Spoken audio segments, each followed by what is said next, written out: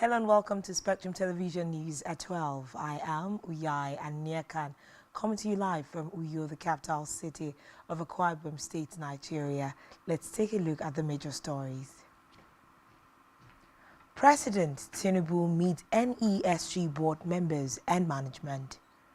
Akwa Ibom State government proposes supplementary budget estimates of 150 billion naira with recurrent expenditure put at 50.3 billion naira. Plus, former U.S. President Donald Trump pleads not guilty in Georgia election case. We'll bring you details of these stories and more in a moment.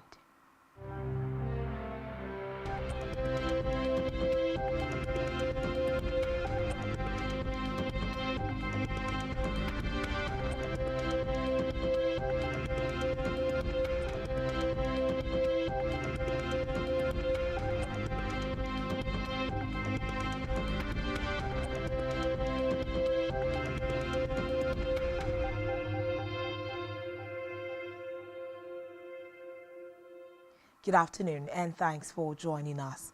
We begin this afternoon report from the national scene where President Bola Tinubu has emphasized his support for a robust public-private sector partnership to grow the economy, saying his administration's sustained, bold and coordinated reforms are anchored on a strong adherence to accountability and transparency. Speaking at an audience with members of the board and management of the Nigeria Economic Support Group, NESG, at the State House Abuja, the president reiterated his unequivocal resolve to fully implement the 8 priority reform areas under the Renewed Hope agenda within the next 3 years.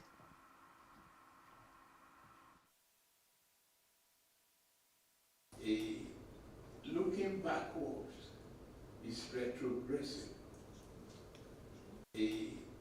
Looking backwards is retrogressive for any reformer. Looking forward can give you on the lips that will propel you in the right direction. We need think tanks on agriculture. I don't see why Nigeria will be so blessed with greenery and good soil and not have a commodity exchange. I don't see why we have not been able to interrogate our real estate sector and I don't see how we have not used consumer credit to build purchasing power of our people and the capacity for the manufacturing sector.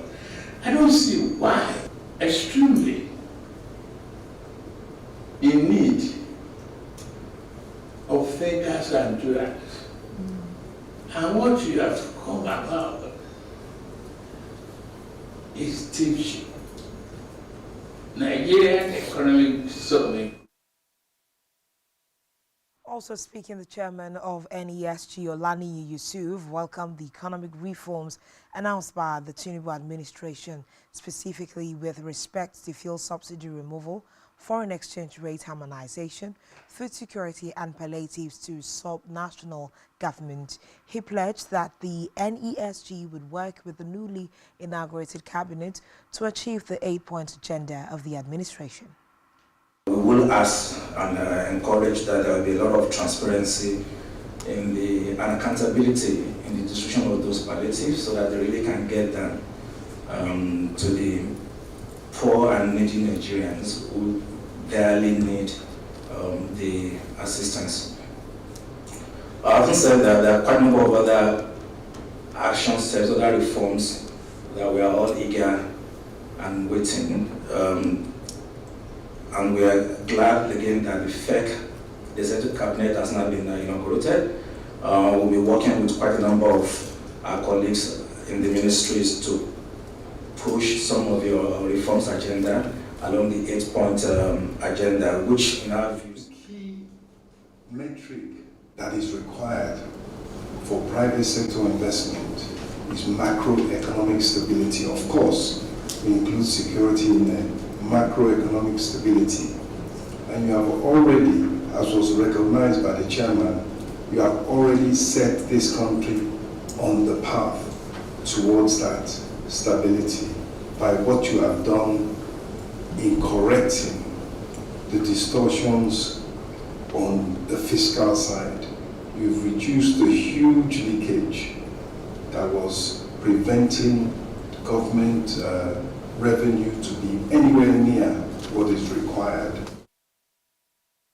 The chairman also used the occasion to formally request the president to declare open the NESG summit in October, as well as to direct heads of ministries, departments and agencies, MDAs, to partner with them and participate fully at the summit as part of efforts to ramp up local and foreign direct investment in Nigeria. Meanwhile, President Bola Tinubu has suggested that 9 months is enough for the Niger military junta to return the country to civilian rule after seizing power from President Mohamed Bazoum on the 26th of July. Tinubu said this when he received the Nigeria Supreme Council of Islamic Affairs, led by the Sultan of Sokoto, His Eminence Mohammed Saad Abubakar III, at the State House. According to the Nigerian leader, if Nigeria could successfully return to democracy in 1999 through a 9-month program by General Abdusalami Abubakar, there is no reason such could not be replicated by Niger coup leaders. In a statement by his spokesperson Ajuri Ngelale, the ECOWAS chief said sanctions imposed on Niger Republic will not be lifted without positive adjustment by the military junta. In the meantime, President Tinubu has expressed his deepest condolences to the government and people of South Africa following a tragic fire incident at a multi-story building in Johannesburg's central business district. Tinubu's condolences was contained in a statement signed by his special advisor on media and publicity, Ajuri Ngelale. Reiterating the strong bond shared between Nigeria and South Africa, Tinubu expressed hope that the collective strength of the South African people, relevant government agencies, and the unwavering spirit of Africa will positively impact the healing and rehabilitation of all those affected. Recall that a fire that engulfed a 5-story building reportedly killed more than 70 people, including children, in central Johannesburg. Away from that, the federal government has warned personnel of the Nigerian Security and Civil Defense Corps (NSCDC) against violating the rights of the citizens. It noted that personnel's weapon must instead be used to Nigerians and the nation's critical assets. The Minister of Interior, Olubunmi Tunji-Ojo, disclosed this in Abuja during his maiden visit to the headquarters of the NSCDC. He charged the personnel to ensure that the nation's assets were well protected.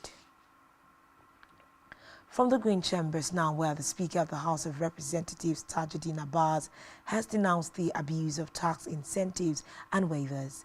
The Speaker also noted that those involved in tax waivers abuse acts are engaging in economic sabotage that must be stopped. Abbas made this known during the inauguration of the ad hoc committee tasked with investigating allegations of tax incentive abuse, tax breaks, and tax waivers by public institutions and companies benefiting from such incentives.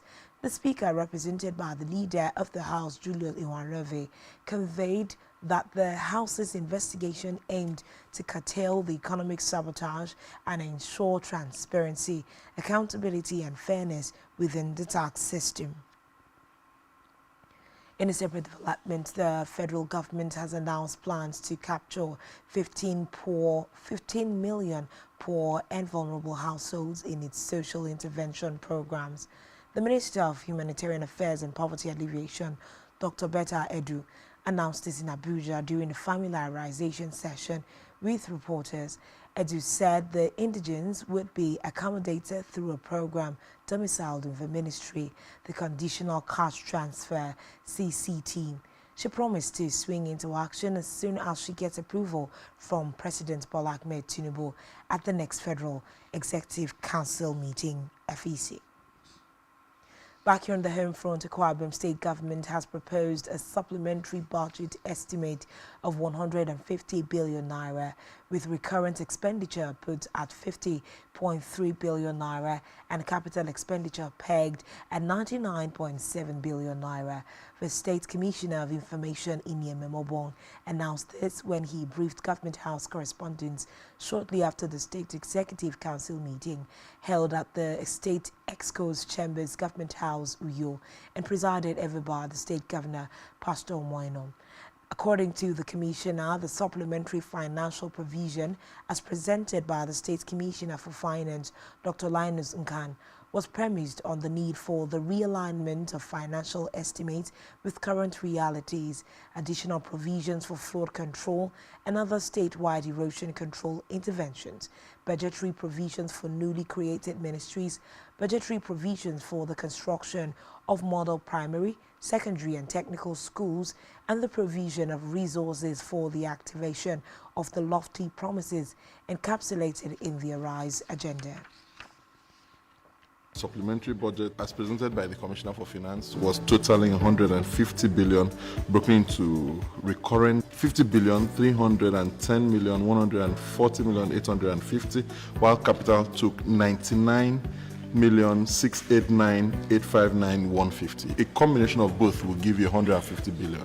When the Commissioner for Finance presented that, ESCO accepted, deliberated on it, made some amendments that may affect that value, and asked the Commissioner to effect those amendments and thereafter bring to His Excellency the Governor.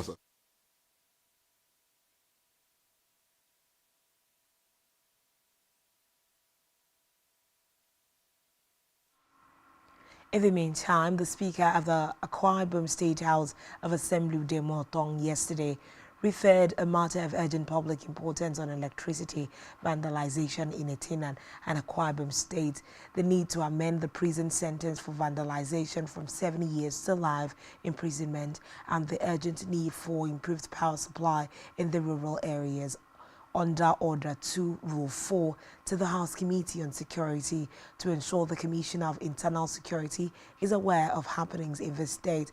Presenting the matter on the floor of the House, the member representing Etinan State Constituency, Urabong Fort, lamented the enduring cases of vandalism in the state and said stiff measures will deter the perpetrators from such acts. Other members contributed on the matter, with the Deputy Speaker and member representing Itu, Kufrebasi Edidem, agreeing that the penalty should be increased, but questioned the magnitude of the penalty to life imprisonment. In his submission, Speaker of the Akwa Ibom State House of Assembly referred the matter the Chairman Committee on Security.